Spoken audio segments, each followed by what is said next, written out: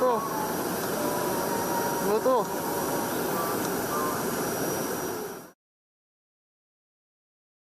Wah, akhirnya kasus Pak Joko Chandra terungkap juga. Harus cepat telepon Aini nih. Dia kan paling tahu soal berita semacam ini. Halo Aini, Assalamualaikum. Apa kabar kamu? Aku ada berita menarik loh pagi ini.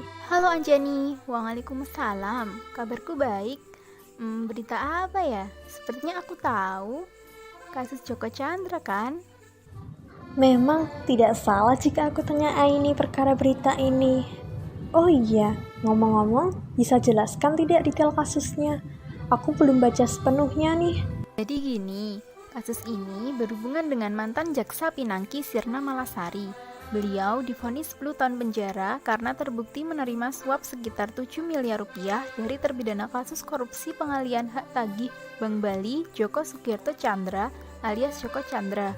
Usut punya usut, ternyata Joko Chandra menyuap mantan jaksa Pinangki agar beliau dapat kembali ke Indonesia tanpa menjalani vonis 2 tahun penjara kasus Bank Bali.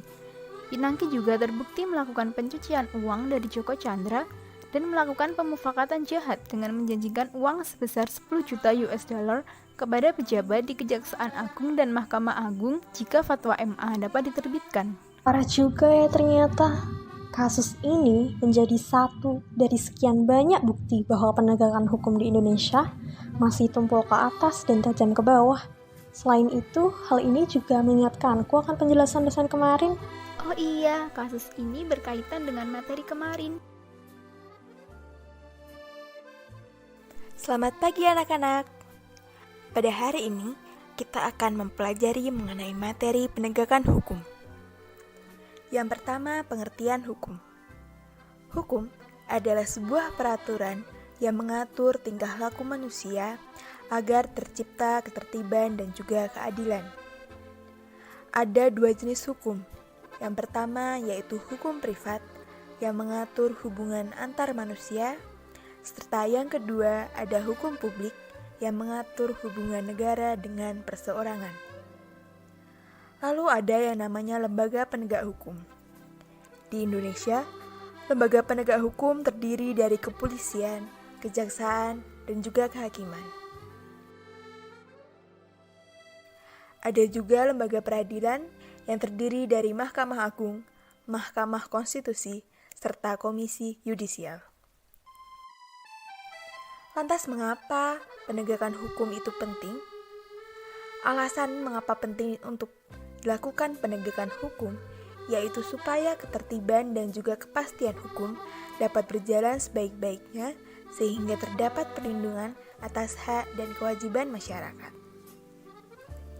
Akan tetapi, sangat disayangkan bahwa penegakan hukum di negara kita ini masih terdapat beberapa yang menyimpang. Nah, betul itu. Banyak sekali penyimpangan yang sudah terjadi selama ini. Salah satunya adalah bentuk mengagungkan pragmatisme dalam proses penegakan hukum. Pragmatisme sendiri berarti mengutamakan kepraktisan dalam memperoleh hasil yang ingin dicapai, meskipun bertentangan dengan aturan yang berlaku. Nah, contoh pragmatisme sendiri dalam penegakan hukum ialah penyuapan terhadap salah satu penegak hukum untuk dapat menguntungkan kedua belah pihak. Begitu anak-anak. Bagaimana pendapatmu terkait kasus ini, Anjani? Kalau dari pandanganku sebagai mahasiswa, merasa miris sih. Hukum yang seharusnya ditegakkan justru diselewengkan dengan dalih pragmatisme, agar segala urusan jadi praktis dan mudah. Untung saja selama ini kita diberikan pendidikan karakter yang tepat, sehingga kita sebagai insan intelektual bisa membantu masyarakat dan pemerintah untuk selalu menegakkan hukum dengan benar. Pendapatmu bagus, Anjani. Aku setuju denganmu.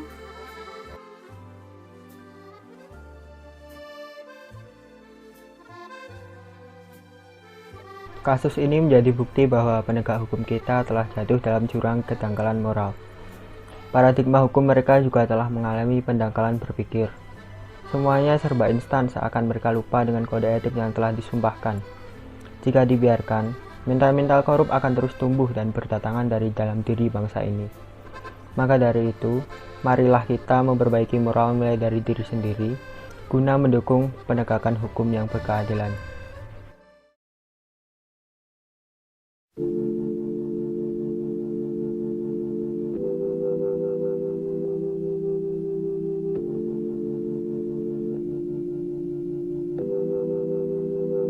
I'm going back to 5:05.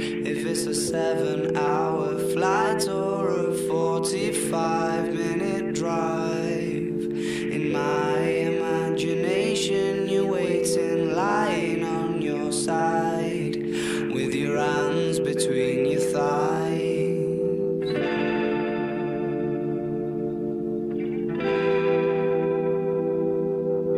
Stop